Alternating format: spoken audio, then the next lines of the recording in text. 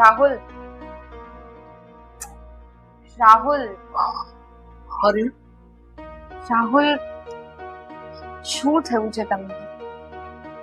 મને ખબર છે કે તમને બહુ ટેન્શન છે, પણ તોય તમે આમને આમ ઉદાસ નહીં બેસી રહો. આમને આમ તમારું માઇન્ડ ડિસ્ટર્બ થઈ જશે. શું કરું રીના? મારા મગજમાંથી અવાજ જતી જ નથી. મેં બહુ મોટી ભૂલ કરી નાખી છે રીના. સાચું કહું ને તો એ સમયે મારે તારી વાત માનવી જોઈતી હતી. જો જો મેં તારી વાત માની હોત ને તો આજે આ દિવસ જોવાનો વારો ન આપવો હતો. મેં મારા મિત્ર ઉપર ભરોસો કર્યો અને એની સાથે બિઝનેસ કર્યો, અને એ સાલો મને ધક્કો આપીને જતો રહ્યો. પૂરા 20 લાખ રૂપિયાનું મારું નુકસાન થઈ ગયું. એના મને સમજાતું નથી કે આ 20 લાખ રૂપિયા ક્યાંથી લાવીને મારું દેવું ભરીશ. રાહુલ, હું શું કહું છું, તમે કહેતા હો તો હું એકવાર મારા પપ્પાને વાત કરું. ના રીના, તું તારા પપ્પાને વાત ના કરતી. મારે એમની પાસેથી મદદ નથી લેતી. અરે પણ રાહુલ, જો રાહુલ, એમાં શું વાંધો છે? તમે, મારા પપ્પા એ તમારા સસરા જ છે ને? હા,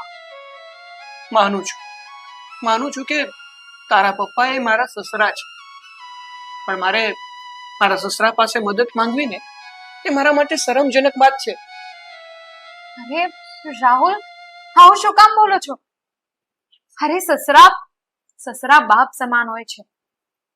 એ મારા પપ્પા છે, અને જો આવા ટાઈમે મારા પપ્પા મને મદદ નહીં કરે, આપણને મદદ નહીં કરે, તો બીજું કોણ કરશે? છોરીના, તારા પપ્પા સારા છે. હું નથી કહેતો કે તારા પપ્પા ખરાબ છે. તારા પપ્પાને એકવાર વાત કરીશ ને તો એ મદદ પણ કરશે, મને એ પણ ભરોસો છે. પણ સાચું કહું ને તો અત્યાર સુધી હું ખુદધારીથી જીવ્યો છું. એટલે હવે હું તારા પપ્પા પાસે મદદ માંગતા મારા હાથ નહીં ઉપડે. હું નહીં માંગી શકું મદદ. પણ રાહુલ, બસ, મારે હવે વાત નથી કરવી. મેં કીધું ને કે હું તારા પપ્પા પાસે મદદ નહીં માંગી શકું. તું ચિંતા ના કરીશ. હું માનું છું કે તારા પપ્પા બહુ સારા છે. જો હું એકવાર મદદ માંગીશ ને તો એ મને મદદ આપવાની ના પણ નહીં પાડે. પણ જો અત્યાર સુધી છે ને હું તારા પપ્પા સામે ખુદદારીથી જીવ્યો છું. એટલા માટે હવે એમની પાસે હાથ ફેલાવતા મારો જીવ નહીં આવે. રાહુલ, બસ. તમે એકવાર પ્લીઝ રીના, સમજવાની કોશિશ કર. હું કહું છું ને તને કે હું તારા પપ્પા પાસે મદદ નહીં માંગીશ તો ટેન્શન ના લે. હું કઈ કરું છું. હું બીજેથી આ પૈસાની વ્યવસ્થા કરી લઈશ. ઠીક છે, જેવી તમારી ઈચ્છા.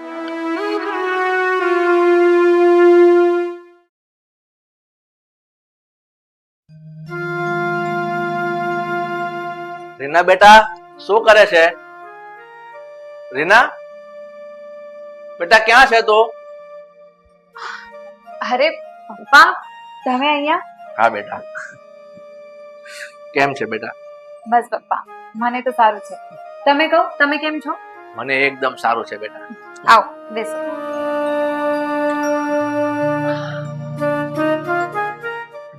પપ્પા, તમે બેસો, હું તમારા માટે પાણી લઈ આવું. ના બેટા, પાણી નથી પીવું, ત્યાં શાંતિથી બેસ. બેટા, આ રાહુલ કુમાર કઈ ટેન્શનમાં હોય એવું મને લાગે છે. ના ના પપ્પા, એવું કઈ નથી. તમને કોણે કહ્યું? એ કઈ સાચું નથી. બેટા, હું હમણાં અહીંયા તારા ઘરે આવતો હતો ને, મને રસ્તામાં જ રાહુલ કુમાર મળ્યા. મેં એમને ઊભા રાખ્યા, એમની સાથે બધી વાત કરી, પૂછપરછ કરી. પણ બેટા, આ રાહુલ કુમાર મને કઈ સરખો જવાબ ના આપી શક્યા.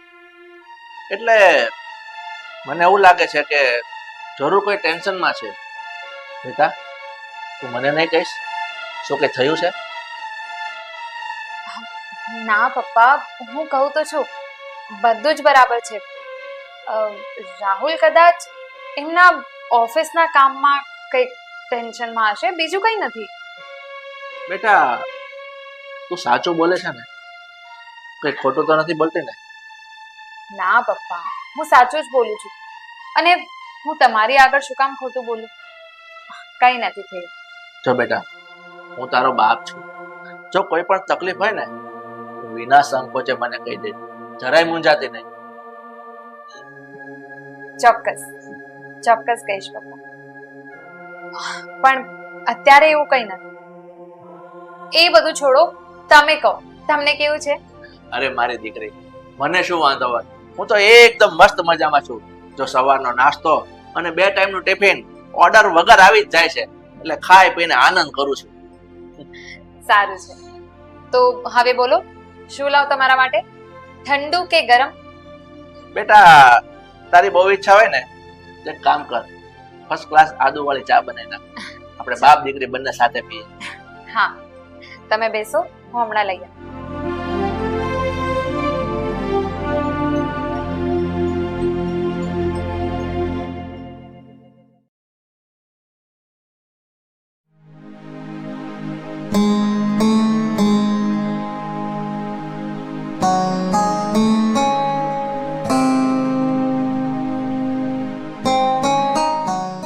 મારી દીકરી રીના મારાથી કઈ વાત છુપાવી રહી છે.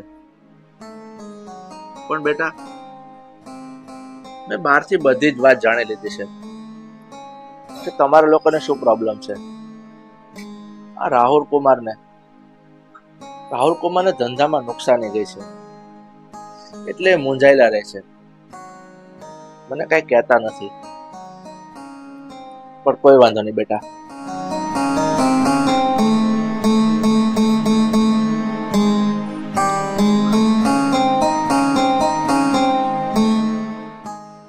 મને ખબર છે બેટા કે તું અને રાહુલ કુમાર ખુદદાર છો, એટલે મારી પાસે મદદ માંગતા તમારી જીભ નહીં ઉપડે. અને હું સામે ચાલીને તમને મદદ કરીશ ને તો એ તમે મારી મદદ નહીં સ્વીકારો. એટલે બેટા, મેં એક રસ્તો વિચારી લીધો છે. હું તમને લોકોની બીજી રીતે મદદ કરીશ. હું તને અને રાહુલ કુમારને તકલીફમાં રહેવા નહીં દઉં.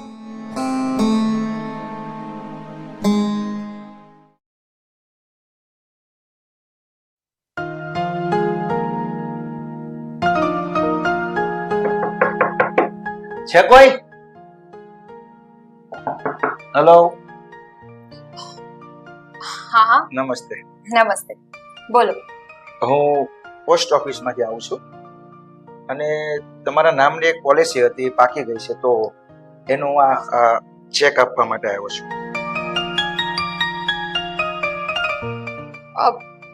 રાહુલ, અહીંયા આવ તો.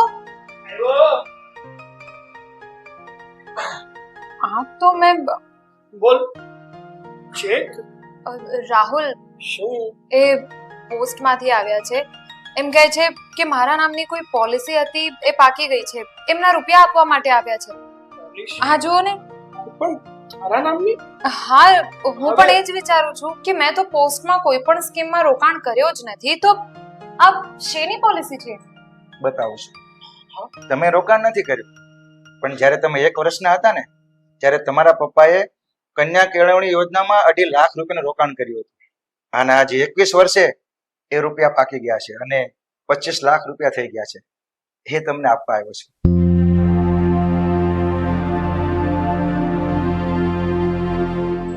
અને બીજી વાત, આ ચેક હું સુધીરભાઈને આપવા ગયો હતો, પણ સુધીરભાઈ કે આનો હક તો રીનાનો છે, તો તમે આ ચેક રીનાને આપી આવો, એટલે હું તમને આપવા આવ્યો છું. અને 1 મિનિટ,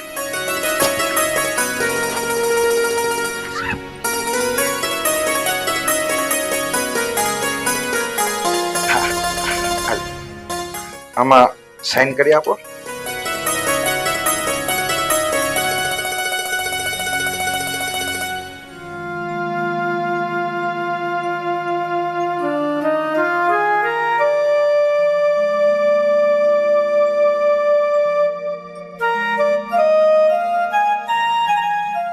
જોયું રીના, જોયું? હા, ભગવાને આપણી કેવી મદદ કરી. આપણે જો સાચી નિયતથી કામ કરીએ ને તો ઉપરવાળો એનું ફળ જરૂરથી આપે છે. અને આ કદાચ એનું જ ફળ છે. રાહુલ, આ મદદ ભગવાને નથી કરી, પણ ભગવાન સ્વરૂપ મારા પપ્પાએ કરી છે. હું બધું સમજી ગઈ છું.